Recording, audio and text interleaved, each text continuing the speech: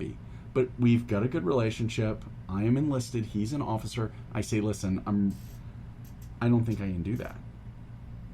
You know?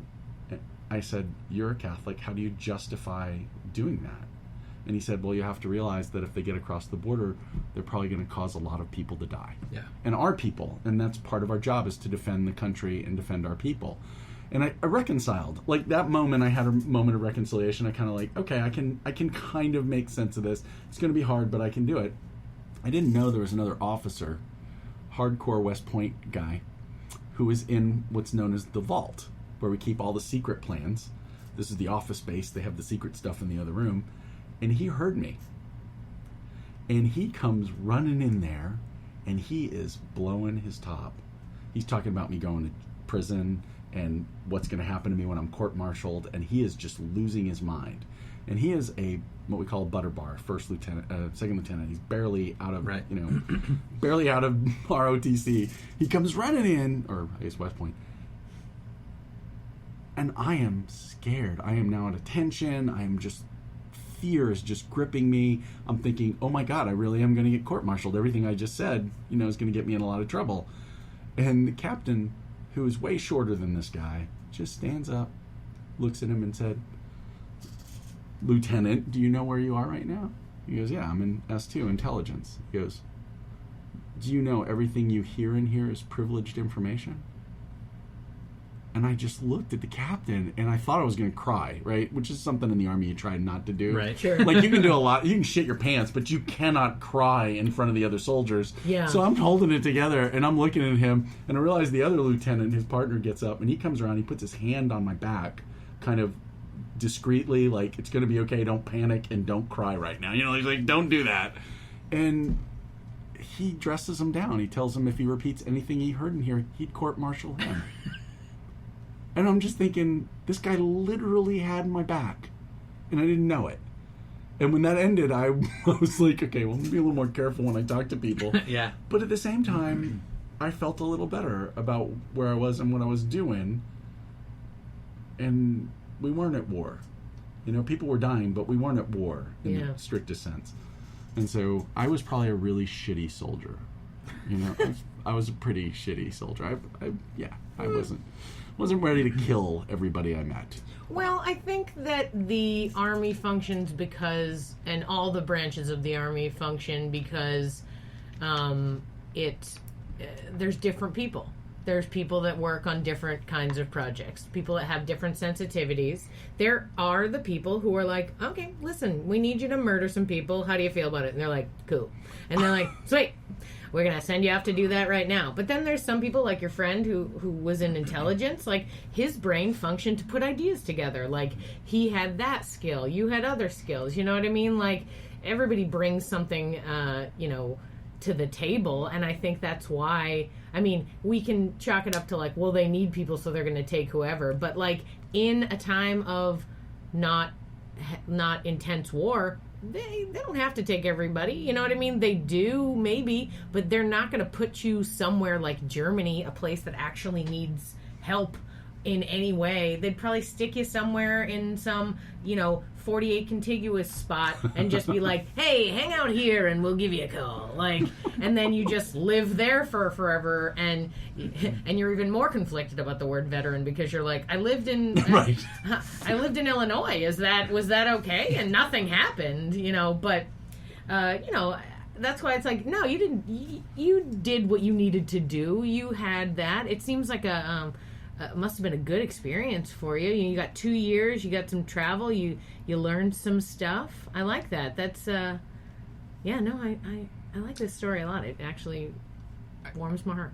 Also, I learned a long time ago from something I was reading just about like the number of soldiers, even in World War II and Vietnam, who refused to shoot people and would just fire their weapons.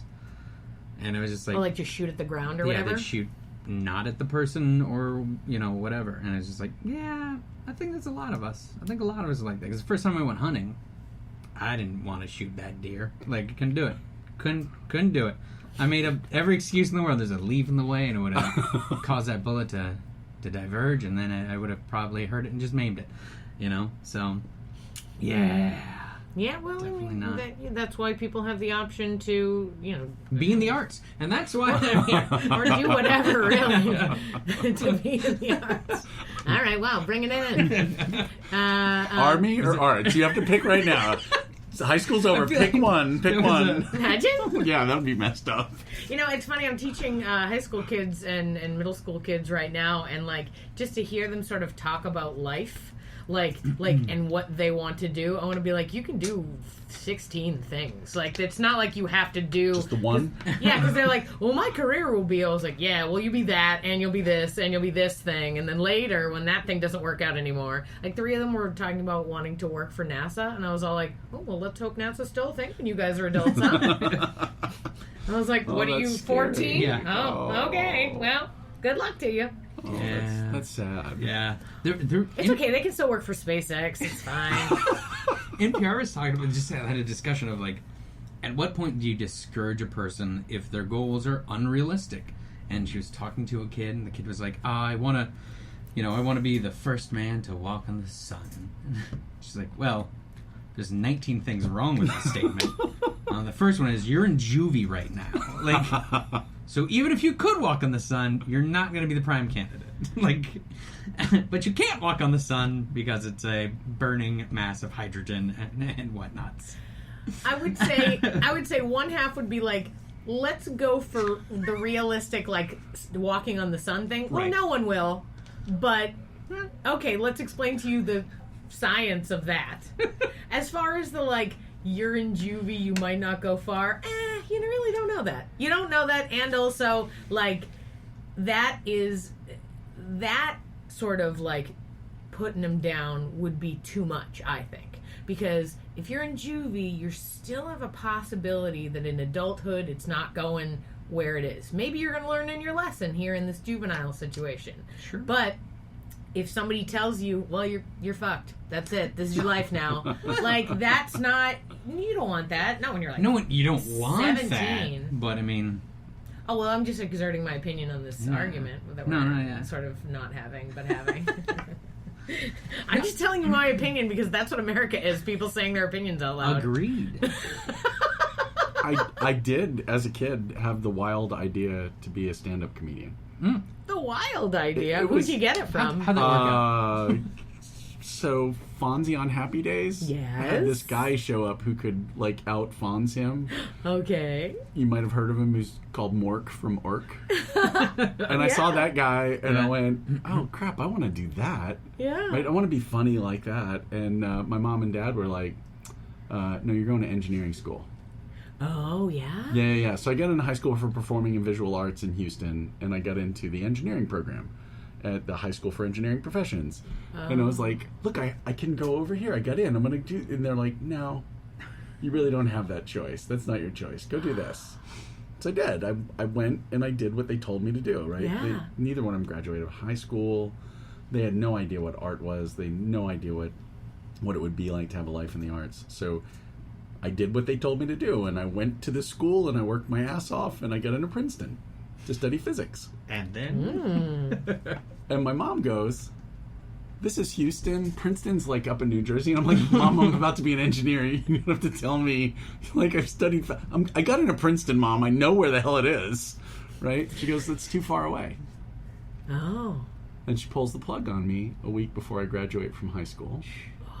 So I spend the whole... Because I got into Princeton, I got into Rice, and my fallback school, the school that if everything else in the universe fell apart, I'd have to go to A&M. Well, Rice made me tell him if I was going. So as soon as I got the yes from Princeton, I said, "Hey, I'm not going. Right. Free up the slot. Thanks." Yeah.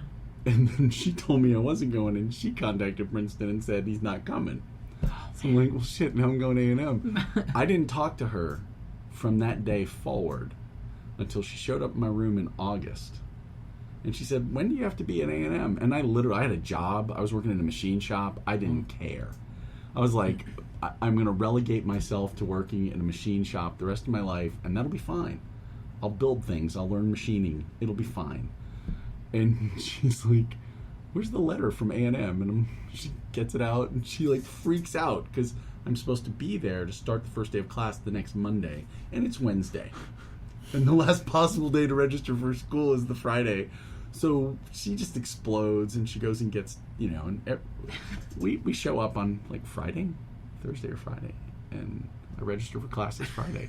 Yeah, because this was there was no phone system at that No. time. There was no website for sure at that time. So, No. yeah. And when you did go there and you had to get a card, right? Yeah. You have to go find. So first you have to go to your advisor and find out what classes you're supposed to take. Mm-hmm. Then you walk around finding what availability for those classes. And the last day of classes, there's not a lot of availability.